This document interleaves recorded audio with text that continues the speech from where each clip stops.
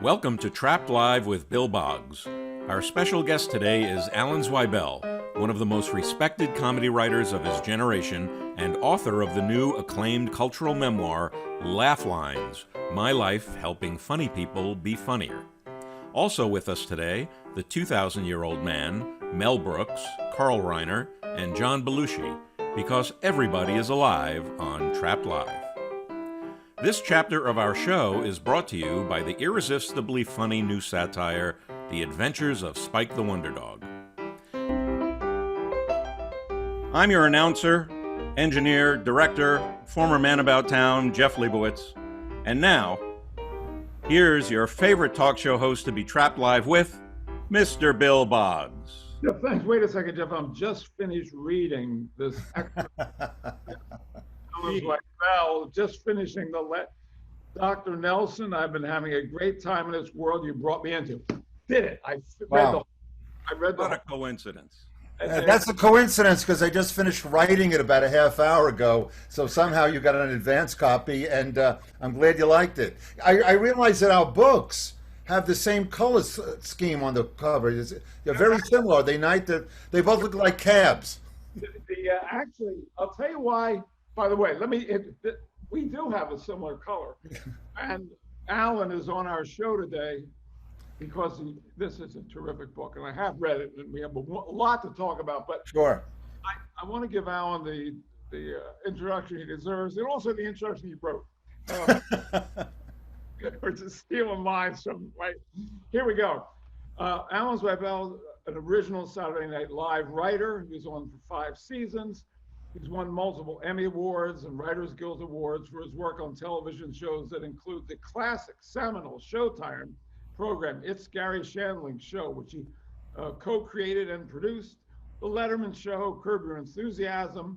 Then there were the theatrical contributions, including his collaborations with Billy Crystal and the Tony Award-winning play, 700 Sundays, about the 700 days Billy spent with his father. Martin Short's Broadway hit, Fame Becomes Me, the off-Broadway play Bunny Bunny, Gilda Radner, a sort of romantic comedy. And all in all, Alan has written 11 books, I would say, excellent, man, including the Thurber Prize-winning novel, The Other Showman, a children's book named One Tree named Steve, and where is it, Jane? Oh, there, you're right. Yeah. Oh, I love this book. This is really a funny book. For this, we left Egypt. This is the Haggadah, a parody of the Haggadah. Yes. My guide to Judaism. This is all my references. Everything comes in there. Anyway, I'll move forward here. He's currently preparing Bunny Buddy for a return to New York stage. We'll be talking about his book. And also near the end of the program today, we want to talk about Here Today, the movie now in post-production, starring Billy Crystal and Tiffany Haddish, is going to be released later this year. Alan Zweibel, great to have you with us, Alan. Thanks for having me, Bill. I appreciate it. You're welcome. You're absolutely welcome. You know, was wondering, the scope of your work, I'm thinking about the little boy, little Alan Zweibel, standing by the NBC elevator around age 12 in Rockefeller Center, knowing the stars went in there, going up to the Tonight Show or going up to That Was the Week That Was. And now here you are with this huge scope of work. Can you look back with any sense of what that 12-year-old boy would have thought if he had realized what he was going to be doing in his life? Well, that's a wonderful question. I'm happy for that 12-year-old kid. I think that, as I remember, all that 12-year-old kid wanted to do was to get his name on the crawl at the end of a TV show among the writers' credits. And I remember reporting to Saturday Night Live for the very first day, 12 or 13 years older than that 12-year-old boy. I was 25 when it was our first meeting. And walking into that same lobby now as an employee of a comedy show that was going to start that following October called Saturday Night Live. So I think about it a lot. I honestly do, and I'm very grateful and humble about it, and feel incredibly fortunate, to be frank.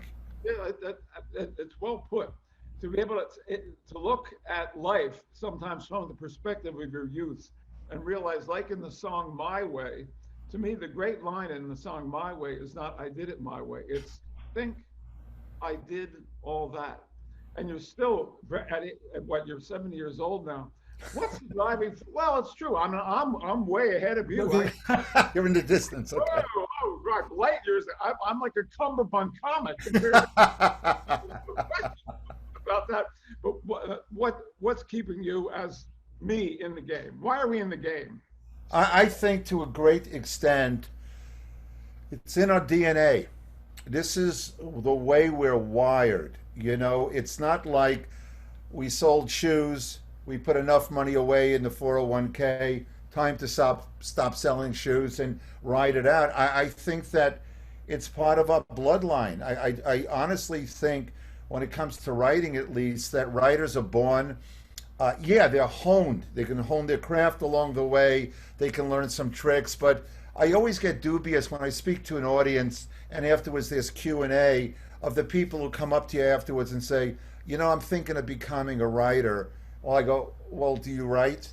Yes. You write every day? And they go, no, but I have the, and I understand the instinct, I understand the inclination, but I think that this is who we are. You know what I mean? And listen, in my case is, if I retire, people retire to write a book. Well, I'm doing that anyway. So might as well just keep going, you know.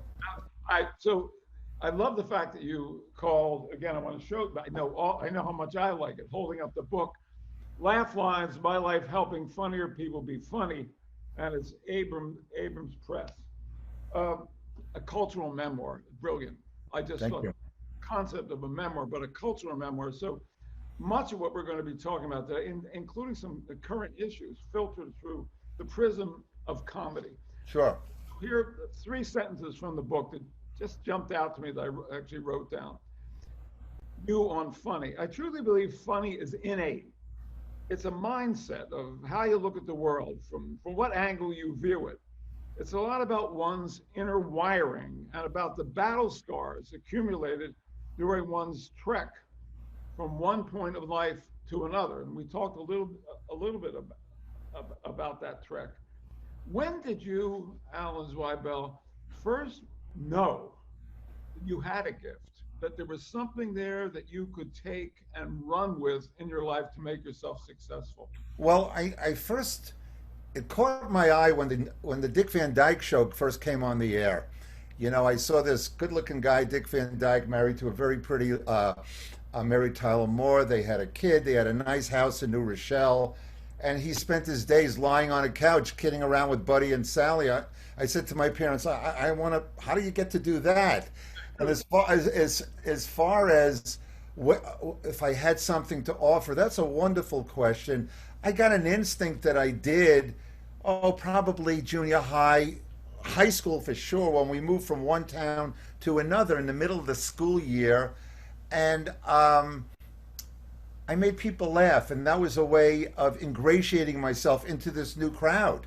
You know, they turned my way, and it was, I think it was about then. But then again, you know, it goes in stages, Bill, because making your friends laugh, your family laugh, that's one thing. They know and they like you. Then it's like, all right, strangers, how do you get to make them laugh? They don't know your personality. They don't know who's talking. So it's got to be something that tickles them. And when I graduated college and started writing jokes for $7 a joke for a lot of our fellow friars, you know, Freddie Roman and Dick Capri and Dick Lord and Morty Gunty, $7 a joke. And I heard laughter coming from some of those nightclubs in the Catskills that I used to sneak into when I was a young kid, because I was too young to go to a nightclub. I went, all right, maybe there is something here. You know, there was outside validation. Well, you took the word right out of my mouth. No matter how much, and I saw the show you did with Jonathan LaPook, Kate Lear, and Norman Lear. I'm happy to watch it this afternoon. And you've mentioned this, I think, on another show on which I saw. No matter, well, it's in the book.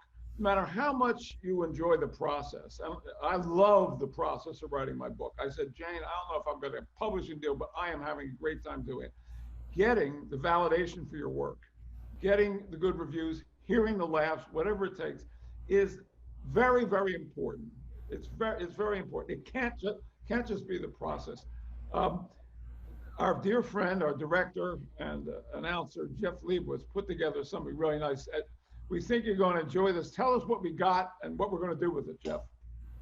Well, I think about Alan's career. A lot of people think about Saturday Night Live, and there's a lot more to Alan than that. Oh, Jesus. And I put together a little vignette here of a few clips that show Alan's career from his start on Saturday Night Live to where many people do not know he ended up. Which in fact is as a rock star, a singer in a rock band. I got to see the band live in. Oh, that's right, the Rock Bottom Remainders. Yes, that's correct. So we'll see a little snippet here of Alan. Let me share my screen, and we'll take a look at Alan's career. Yeah, it's a nice retrospective. At least briefly. Sir, I'm terribly sorry, we're closed. I need one thing, please. I just need one thing, please. Well, what? I need a propeller beanie, please. I need that. Propeller beanie. Yeah. All right, here you go. It's right there. Oh, this is terrific. Oh, great. $2. Thanks a lot, lady. Thanks a lot. You're welcome. This is the theme to Gary show. The theme to Gary show. Gary called me up and asked if I would write his theme song. I'm almost halfway finished. How do you like it so far? How do you like the theme to Gary show? The theme to Gary show. The opening theme to Gary show. This is the music that you hear as you watch the credits.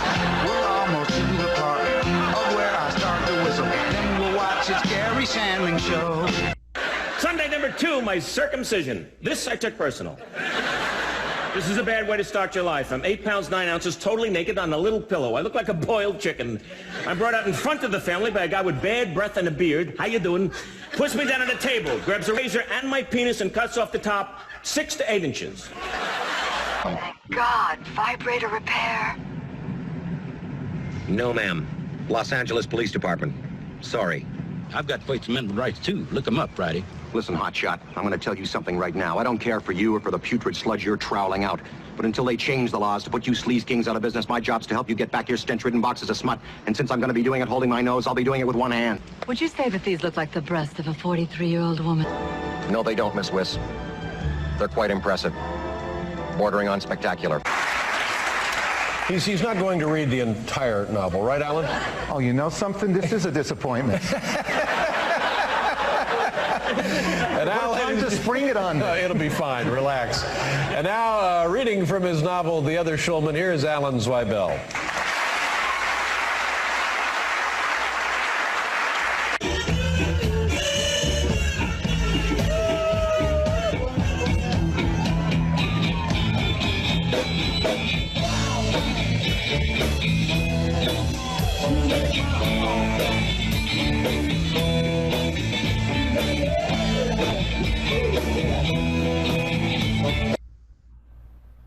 Jeff, Well, A little retrospective. I'm bowled over. Thank you. Here's my first question. Go ahead. Who thought of making the theme to Gary's show the theme to Gary's show? Oh, that's a wonderful question. What happened was when I first met Gary, for me it was great. It was like lightning struck again. The first time with Gilda. And the subtitle of the book, as Bill read, was My Life Helping Funny People Be Funnier. Right. And when I was introduced to Gary Shandling, and we said, okay, let's do this show together, and we were putting it together, we knew it was going to be a parody, by and large, of the sitcom format, all right? And Gary had written for Three's Company. He wrote for Sanford and Son and Welcome Back, Kotter. So he knew the form, and I knew how to parody, SNL. That's what we did. And so we're in Bernie Brillstein managed the two of us. We're in the 9200 building on Sunset, if you're familiar with LA. And we're waiting for the elevator, and Gary says, and we had just come up with the title, It's Gary Shandling Show. And Gary said, all right, we still have to come up with a theme song. And I said, yeah, we do. Do you have anything in mind? And he said, well, let's do a theme song about the theme song. And I said, well, what do you mean? And he started reciting, this is the theme to Gary's show, the theme to Gary's show. Then I said, Gary called me up and asked if I would write his theme song. Then he said, I'm almost halfway finished. How do you like it so far? I said, how do you like the theme to Gary's show? And then he said, this is the theme to Gary's show, the opening theme to Gary's show. I said, this is the music that you hear as you watch the credits. We're in the elevator now. He said, I then said, we're almost to the part where we start to whistle. And he says, this will, and then we'll watch It's Gary Shandling's show. We started whistling, got to the bottom floor, doors opened. He looked at me and said, this was the theme to Gary Shandling's show. We had a theme song. So it was his idea to do it about the song, but we were in such sync as friends and writers, we wrote it on an elevator ride. You know, when just to chirp in from the book, when you tell that story in the book, and then at the bottom, you had your Eric Clapton moment, which takes you back to something earlier in the book. Just a quick, the book is, again, here is the book. Look, laugh lines, my life helping funny people to be funnier, and you're talking about Clapton doing a score for you. I had written a movie called The Story of Us that Rob Reiner directed. Right. I wrote it with Jesse Nelson, and it was in post-production, and Eric Clapton was doing the music. And you're absolutely right. He was scoring, and he was sitting on a stool, and in front of him, right above, he goes, okay, play the scene. He watches whatever scene, he strums maybe 2-3 notes. He said, play it again. Now it's 5 and 6. Again. Now it's 8 and 9. And he kept doing that. And within, I would say, 10 minutes, a song now existed that didn't exist 10 minutes earlier. And boy, was that. And I said to him, I said, what the hell was that? I said, look what you just did. And he very modestly said, and I've heard this from Paul Simon, I've heard this from other great songwriters, that they don't feel they wrote the songs, that the songs are out there, they channel it somehow. They're sensitive to it, it comes through them into the, onto the guitar or onto the paper if they're writing music. So, yeah. Whereas Shandling was saying in terms of comedy writing, it wasn't coming from out there, it was coming right from your core. I like that line. I really like that line a lot. You know, Jeff said, when Jeff Leibowitz and I were talking about the show we're going to be doing today with Alan Zweibel, Jeff said we should talk about collaboration. And that was before I had read the entire book. And the book is filled with things on collaboration. Let's do a little bit more on the collaboration with Gary Shandling. Again, reading from the book, talking about maybe after the first couple of years, but then the stuff of life crept in. By the end of the show's 4-year run, Gary and I were barely speaking to each other, which hurts to hear. But this is what I found really interesting. And you say, I'll assume my share of blame. Then I found this most interesting. Almost by definition, when a writer writes with a comedian for that comedian, the dynamic of the relationship is that the writer has to fully immerse himself in the comedian's psyche to know how he feels and how he thinks. So when the comedian speaks, it sounds as if the comedian wrote it. And then you also quote a little bit later Marshall Brickman, a brilliant writer, saying in any collaboration, one person's voice has to be dominant. So obviously you click with Gary Shandling, and yet somehow he had to be, because you were writing for him, the dominant voice, and because of his personality, in a way, I think that's what turned off the relationship. But just give us a further insight into that. Well, Marshall Brickman had that experience writing with and for Woody Allen and some of the other great things that he has done. With Gary, as it has been with anybody I collaborate with, Marshall's right. There is one voice that's a little bit more dominant. In particular, when you're writing with that person, for the reasons you just read. With Gary, The first couple of years, it was a lark. We were writing a show about a single guy named Gary Shandling, who was a comedian, and about his life. And we did all this trickery with cameras and made the audience. We drove a golf cart from one scene to the other, and it was fun. And then, when I say life caught up with me, Robin, my wife, and we now had 3 kids, and I wanted to write about that. My life experience was being a dad and a husband. Our son Adam was playing Little League baseball. I was named the commissioner of his Little League. We almost had to move because all the parents of all the kids in the league would boo us when we walked into restaurants because I rescheduled, a rain out, the same day as the Blickstein bar mitzvah, and I found humor in that. I wanted to write about that, but the format of Gary's show had no room for that. He was still the single guy, single comic, and trying to get dates. So there was a frustration I had. So when I say that I take my share of the blame, absolutely. I had divided focus at this point. I wanted to write about this, but my job was to write about that. Gary knew that. Gary picked up on it. He was smart enough, and he resented it. And he felt abandoned. Whether or not that's rational is a different story, but on an emotional level, here we started this thing together, and his partner was saying, well, why can't we do this? Why can't we do, which were different shows, My take on it, and then we can move on, is that he needed complete loyalty. He needed, like Sinatra, unadulterated loyalty, period. I want to just go into Saturday Night Live very briefly because Sure. I clip here I want you to see. Michael O'Donoghue, Steve Allen, David Brenner were scheduled to be on my show, Midday Live, the live show. The night before this, I ran into Belushi, whom I knew from around New York at Studio 54, who said he wanted to be on the show and meet Steve Allen, right? So Belushi actually came in and was on the show, and a lot of things ensued. But there's this terrific moment with John. I just want you to take a look at it. Oh, please. Yeah, and then just give us anything off the top of your head about John Belushi that comes after this. Let's go back to 76. I thought you'd enjoy it, but enough about me. Anything off the top of your head come to mind as you were watching John there? Yeah, it was incredibly nostalgic. I miss him. What John was a high wire act in his acting and in his life. Everything was done at breakneck speed.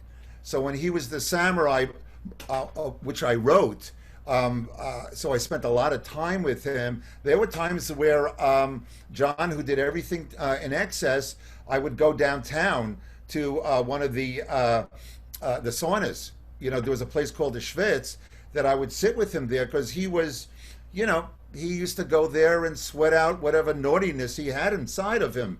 And he had the biggest heart in the world. He would, at times, he would strike out at people. He would put down the writers, the women writers. I remember one time he was particularly in a meeting.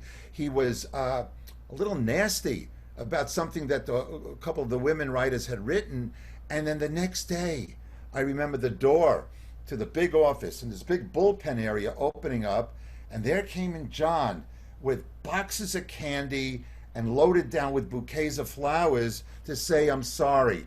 So, he's one of those guys that when he passed, everybody felt they knew him whether or not they met him, because he was so, Gilda was that way too. They revealed so much of themselves that you felt you knew them. And what a gift he had. And when he passed, I think his last movie was one he did with Blair Brown, Continental Divide, okay, where it was sort of like a light romantic comedy, and it was good, and it gave a hint that there was more to him than just smashing things. Do you know what I mean? Or taking a police car with Danny Aykroyd, and going through Chicago at breakneck speed. Absolutely.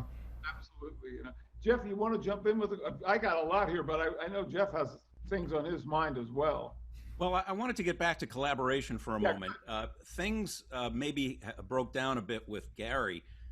but you have repeatedly collaborated with Dave Barry and Adam Mansbach and I'm sure other authors and writers as well.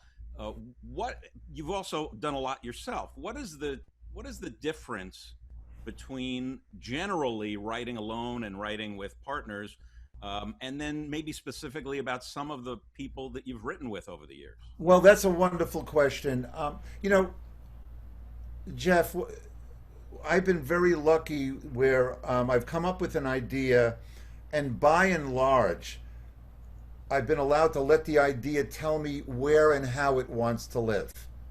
So there's some ideas that are just 3-page magazine pieces for the New Yorker. There are other ideas that want to live as a movie or as an episodic television show. So I usually let the idea tell me what it wants to be. When it comes to a novel, those are usually so internal. Where you get into the internal, Bill, you know this, you get into the internal world of the writer, of the character. Your main characters, how he thinks, where he comes from, what his influence was, what mom and dad were like, what was their childhood, what was it, that it's sometimes hard to collaborate on that because it's so personal. I collaborated on a novel with Dave Barry, and it was very successful, but we were two different characters who had a feud. So he wrote one of the characters, we alternated chapters, and I wrote the other character because I couldn't get into the head of his character and vice versa. Some of the other people I've collaborated with, Martin Short, I collaborated with him on his Broadway play. Boy, that was a delight because he was playing different characters, and I knew his voice well enough that when I wrote jokes for it, I knew how to make people laugh, make Marty make people laugh. But when I write for one of his characters, it was he and I doing it for somebody else, even though he was playing that character. Billy Crystal, when we did 700 Sundays, that was easier. And that was really a highlight for me because he was my best friend, trusting me with his family. Okay, yeah. He handed me the most prized possession of his memory, of his life, and these were characters I hadn't met. I know his brothers, but his mom and dad had already passed, his aunts and uncles and grandparents. But what I did was I wrote for my grandparents. I wrote for my family. As we say in 700 Sundays, we all have the same family. They just jump from album to album, Yeah. And so it wasn't like Martians I was writing. So there's so it's like, all right, what is the demand? What is the need of what the material is? Do I need help? Where, Bill, in the book, you hit on it a bit earlier when I talk about writing with others, the collaboration. There's a strange alchemy. The two sensibilities are similar enough that you're attracted to each other, just like we did when writing that song, okay, Gary and I. But they're different enough where 1 and 1 equals 3, because the product you come up with, neither one of you could have done it alone, okay? We have a perfect example of that, which I think you'll enjoy, because in the book, Laugh Lines, My Life Helping Funny People Be Funnier, you talk about the Cumberbund comics who you're writing for in the Catskills, who are older than you are, and then another group that's younger than they, that's having an influence in you, like George Carlin, for example. But I was particularly drawn to Mel Brooks and Carl Reiner. And with the passing of Carl Reiner and the fact that you had mentioned how seminal the experience of hearing the 2,000-year-old man was, yeah, I found this clip for everyone. Oh, wow. Everyone to enjoy.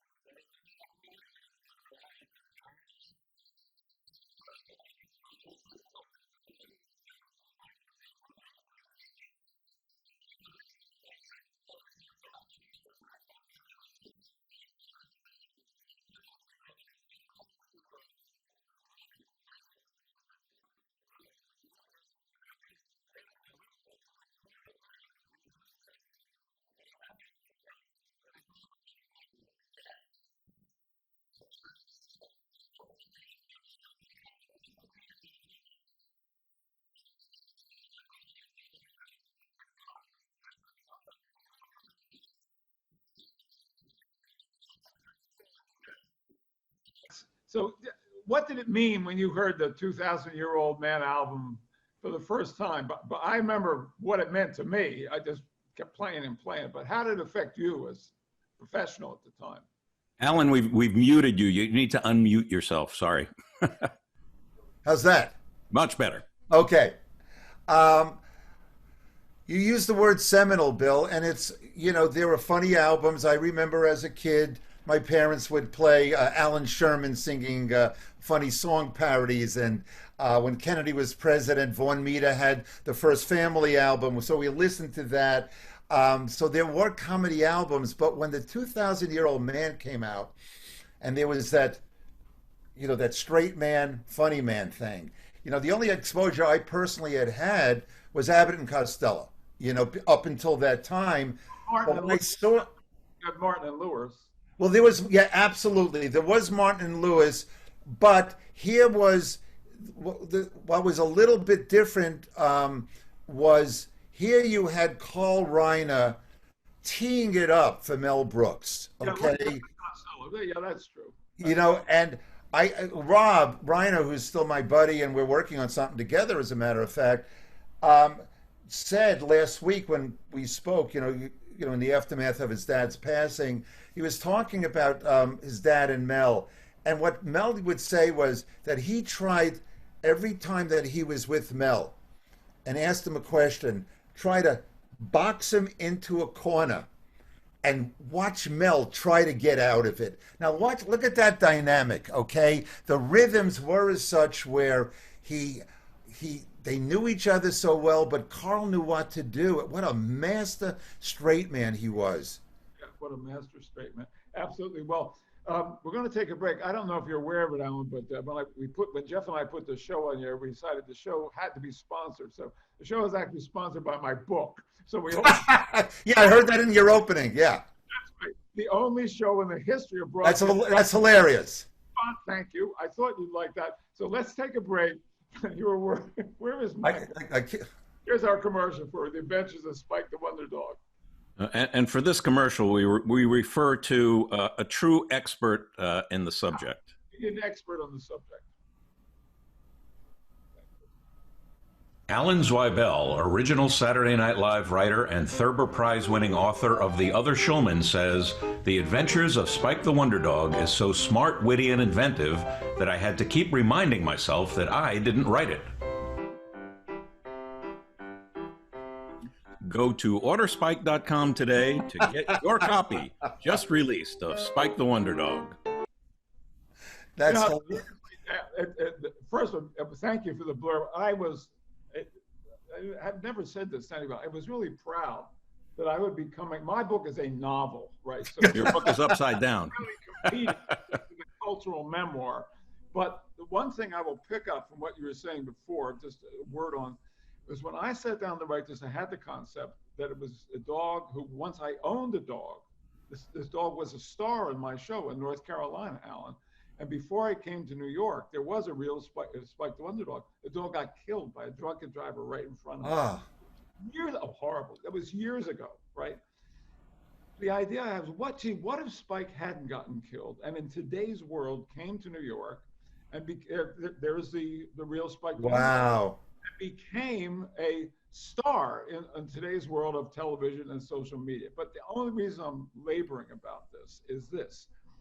Somehow, this crazy, funny dog who got more fan mail than I did in North Carolina as Spike the Wonder Dog, when I sat down to write it, transmuted himself. And I was writing in a comedic voice I had never spoken in any of my stage shows or written in or done anything in. And it was thrilling. And I have a chill now because I knew something was happening to me. And I'm not bragging, I'm just pointing out the creative process that I had never exactly experienced before. And I'm sure you've had this multiple times. Well, what we as writers do, and I got the chills when you said it, Bill, because it's when you capture the voice of either a character you've created or a character you've resurrected, okay? Now they have a life, and you're giving them a life, and I wonder if it's the same with you. You may think initially, okay, they will do this on page 14 when they're confronted with this situation. And by the time, sometimes by the time you get to page 14, they're a little bit different character than you originally saw it. And they don't want to do what you thought they were going to do. And you end up following them. They inform you what they want to say and do. Then you know you've really hit a good spot. Well, that happened so much in the creative process with me. At one point, when they're leaving North Carolina and Spike the dog doesn't want to come to New York, he wants to stay right where it is. He's just met a puppy he loves, Daisy, and he's listening to Christmas music playing, and he hears Sinatra singing,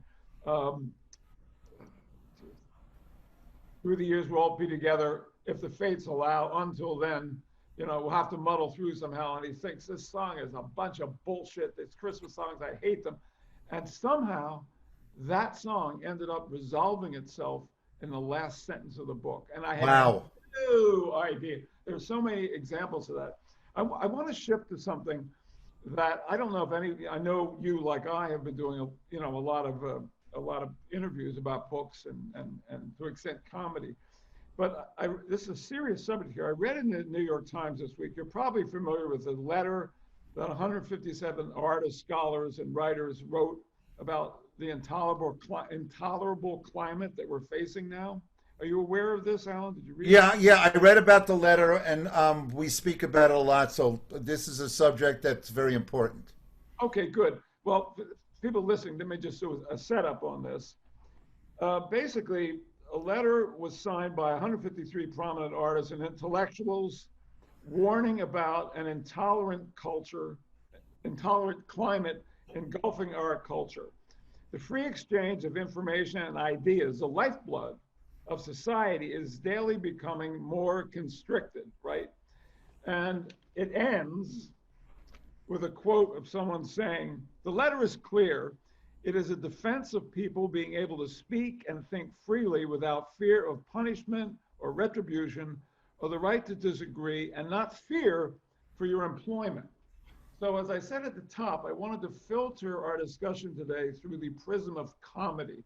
So address the current climate that creative comedy is coming into. It's repressive. It is unfunny. It is antiseptic, and it is it's all I could say is this: that comedy is a common language. And when we were growing up, we all made fun of each other and then went bowling together or went to lunch together, okay? It was a way of breaking down barriers, whether you were Jewish or black or Italian, didn't matter what sex you were, it was it was a commonality. It made us together. For me, the great, how do you want to put it? The irony of this whole movement that's going on now is it seems to me to be more divisive. If you're not allowed to say certain things which are innocuous, or in many cases, homage, you make fun of somebody because you would like them, because you admire them, and you're bringing yourself to them, okay? And if there's some jokes in there, it's in good nature. If you look at, I wonder, you showed the 2,000-year-old man. I wonder, you show Belushi and the Samurais.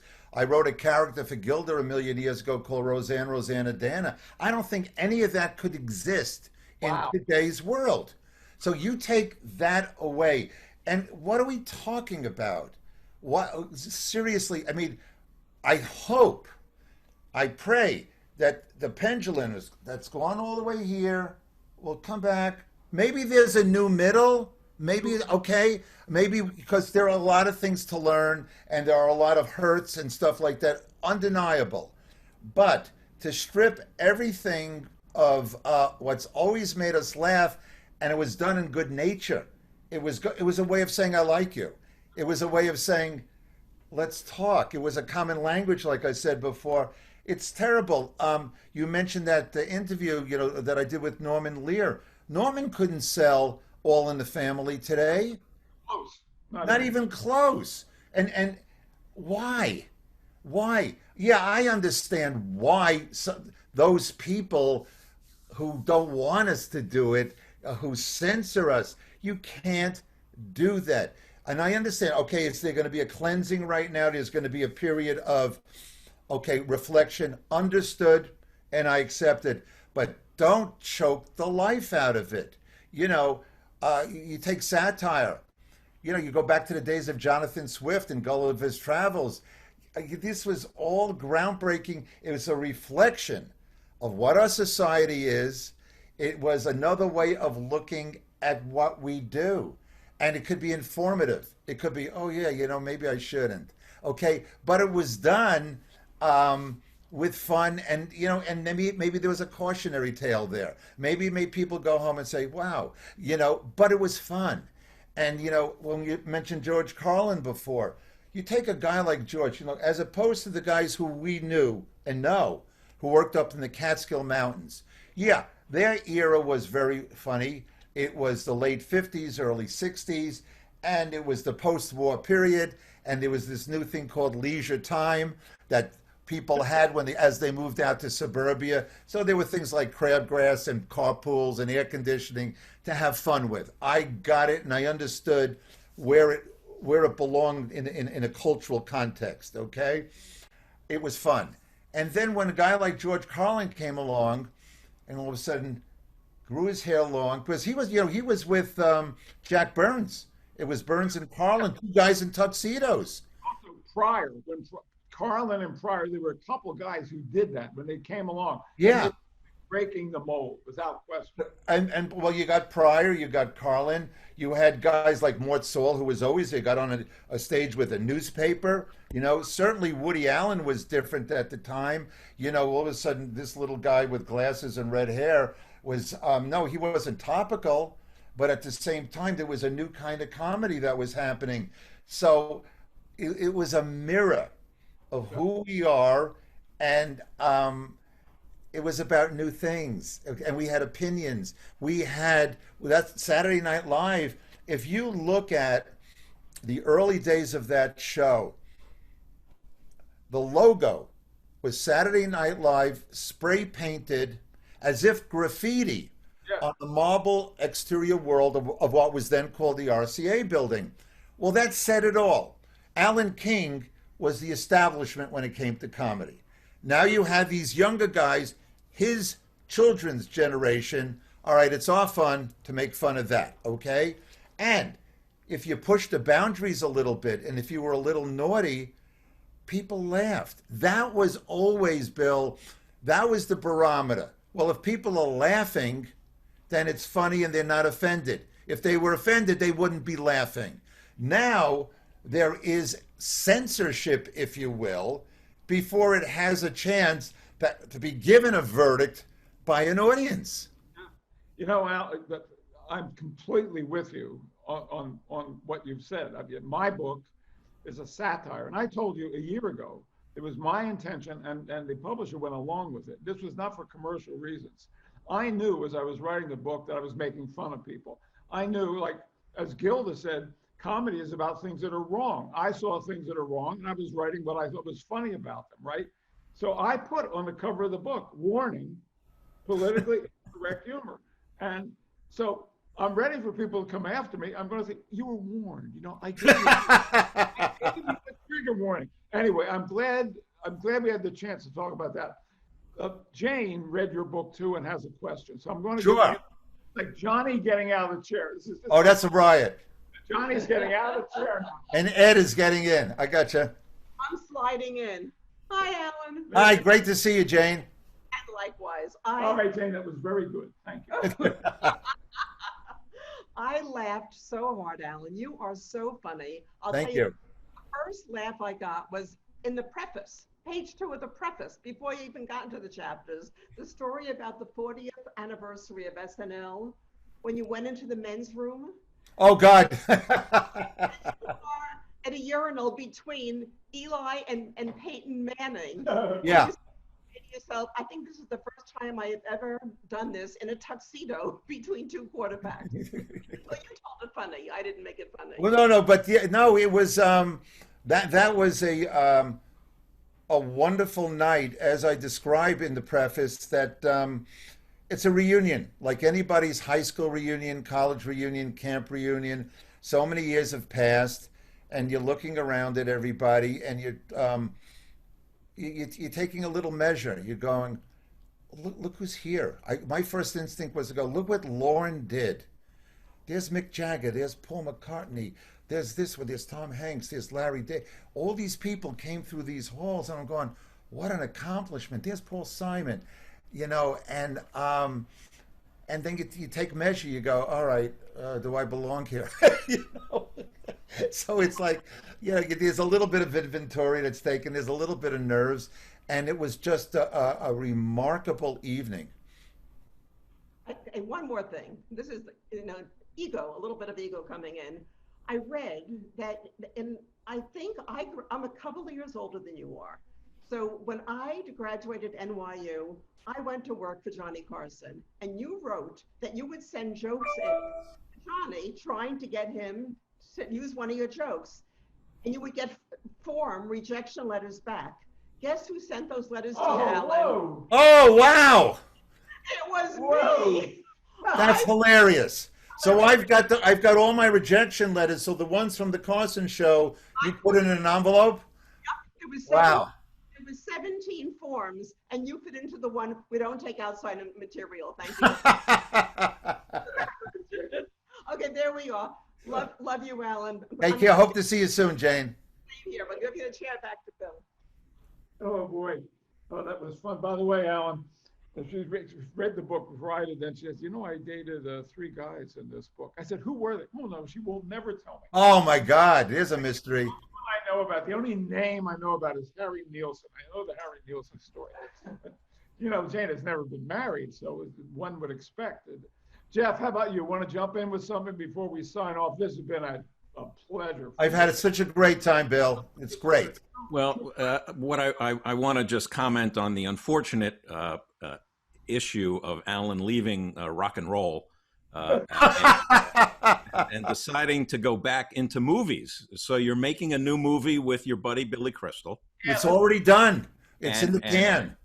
That's wonderful. And you know that I love you, but to be honest, I hope that as soon as it's released, the movie goes south. I think I understand the implication there. Okay. I understand, because North was a total disaster. It's really it's interesting. Billy's my buddy. We started out together in the clubs. He lived about 3-4 towns away from my parents on Long Island. I was living with my parents after college. Billy would pick me up every night. We'd drive into the city, do our jokes. On the way back, we would listen to the cassettes, and we would critique each other. Never worked with each other. Never worked until 20 years later, 25 years later, when he asked me to co-write 700 Sundays with him. And that was successful, and it was a joy.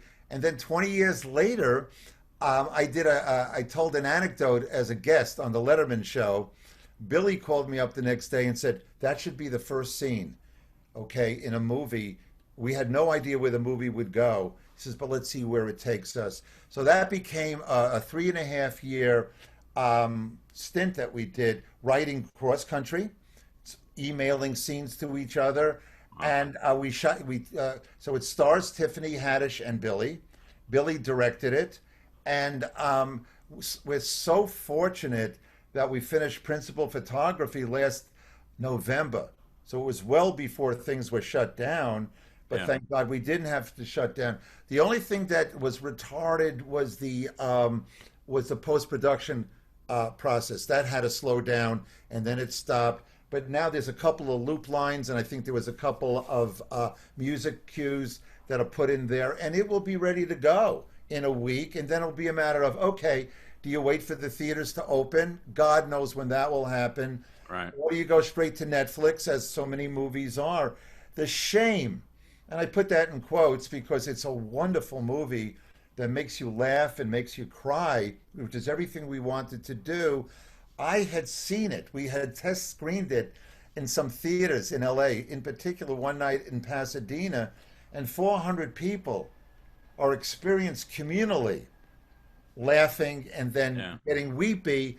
And that's what you want. You want the neighborhood to get together and experience together, you know, as opposed to, okay, honey, let's sit down and it's starting. Oh, yeah, the potato chips. Yeah. Yeah, look at that. You know what I mean? Let's rewind it. It's just the two, as opposed to you want to have that experience, but we'll see what happens.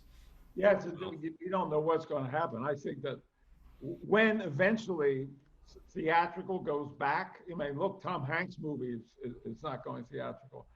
There's going to be so much material clogging theaters that you, as a relatively small film, and that's what the film is.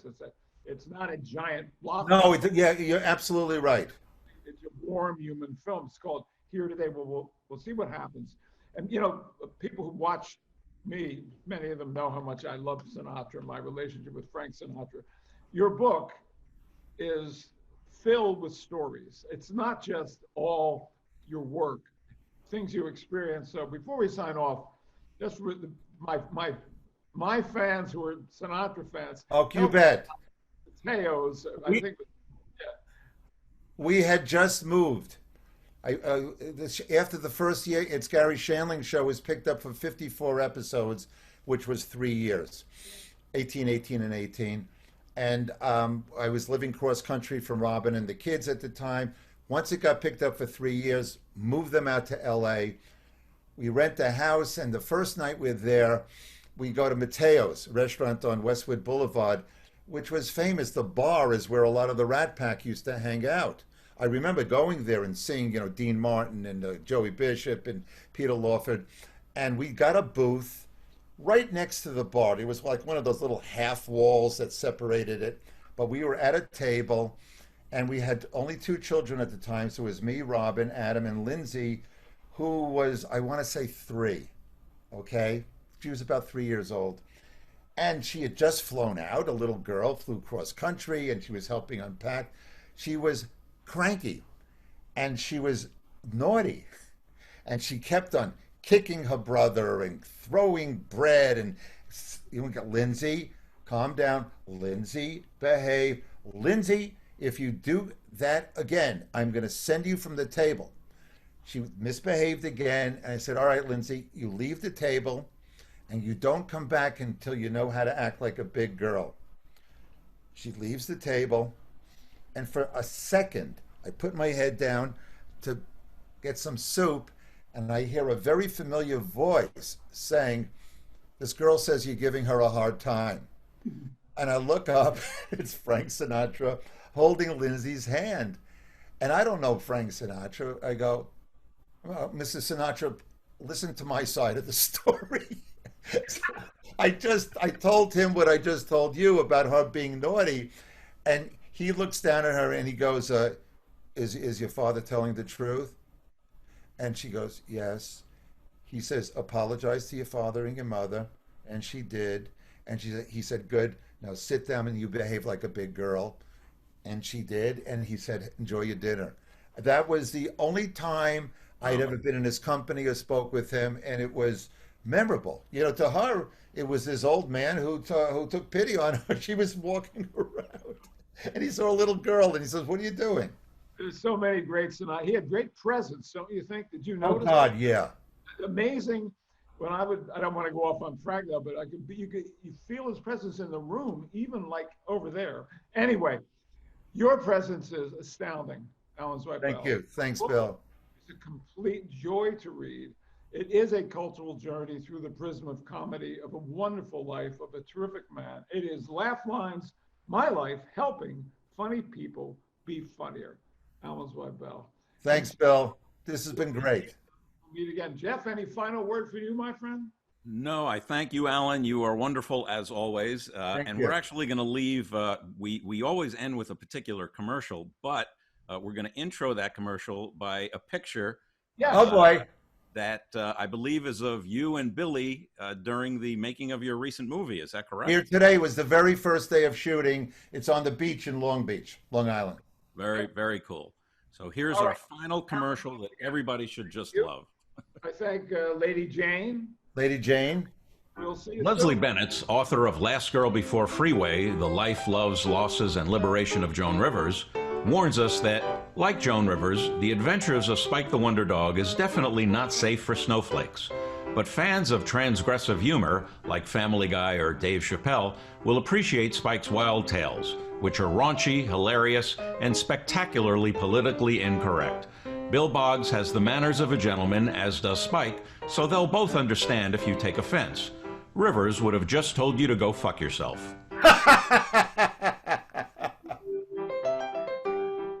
So visit SpikeTheWonderDog.com. Order the book. It's great.